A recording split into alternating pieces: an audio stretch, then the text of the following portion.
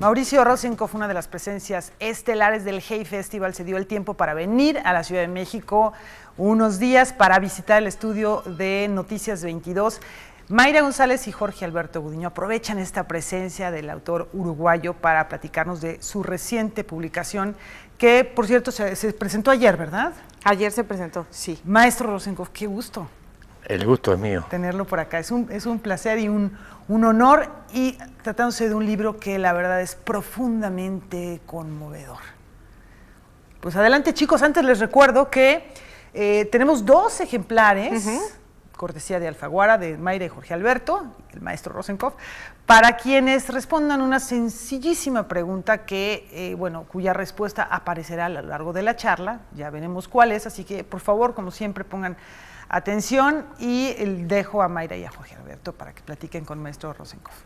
Pues sí, estas cartas que no llegaron, Mauricio, tú sí llegaste a Zacatecas y llegaste aquí a México. Estamos felices de que estés con nosotros y de que este libro esté ahora en México, un libro conmovedor, como ya decía Laura, un libro en el que empezamos con un pequeño Mauricio, con un niño, recordando el pasado, recordando lo que vivieron sus padres, lo que vivió su familia, este Mauricio que después será preso, que estará 13 años preso por ser, la culpa es ser líder Tupamaro, 11 años incomunicado. Mauricio, la primera parte del libro está narrada por este Mauricio niño. Hacerlo desde esta perspectiva, desde la inocencia, ¿era una forma de conjurar todo el dolor que estaba viviendo esa familia?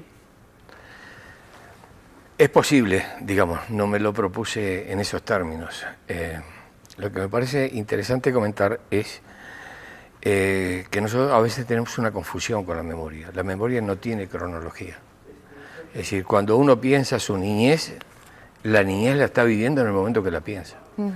Y entonces, que coexistan en el libro, contados a través de un individuo que está preso en un calabozo, y recordando su infancia y los días con sus padres y su hermano, se desarrolla todo en un mismo plano.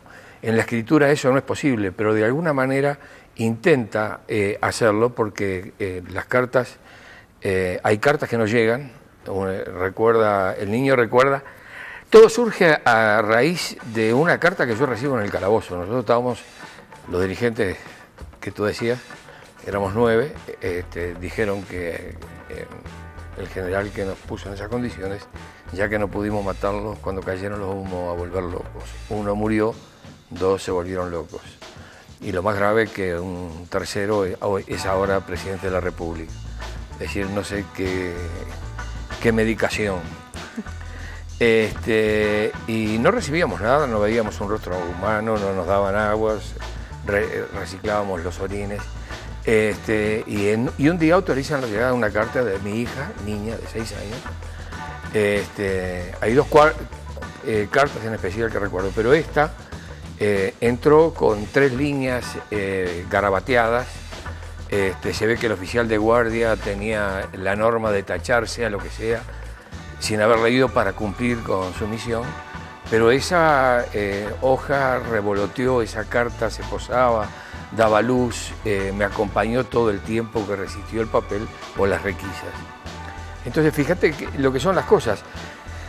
Ahí entra a actuar un fenómeno de la memoria muy curioso, y es que había archivado en algunas neuronas de la biblioteca de mi memoria que en mi infancia había un cartero.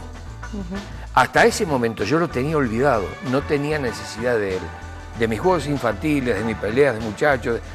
No lo tenía presente, pero esa carta me hizo recordar, saltó como la Magdalena de Proust, que en el camino de Swan moja y en las papilas le dicen dónde sentía antes este sabor, y empieza a rastrear, termina una novela y al final con picardía dice, bueno, toda esta novela salió del sabor de una Magdalena. Bueno, toda esta novela salió de esa hojita de 4 líneas que me mandó mi hija entonces.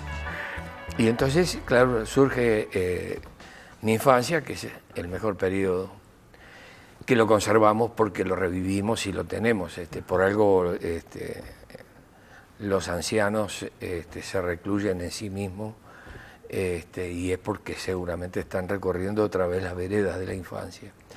Entonces, vivíamos en una casa de inquilinato, había 2 cuartos, mi padre era sastre, él decía que era desastre, él era un viejo comunista, había peleado en la guerra del 14 al 18, sindicalista, y era un ritual que cada vez que pasaba el cartero, entraba al patio, en un patio abierto donde mi madre colgaba la ropa que lavaba allí mismo, se quitaba la gorra y mi padre, que tenía un alambique clandestino, le servía una copita de guindado. Entonces el niño comenta que va narrando todo esto.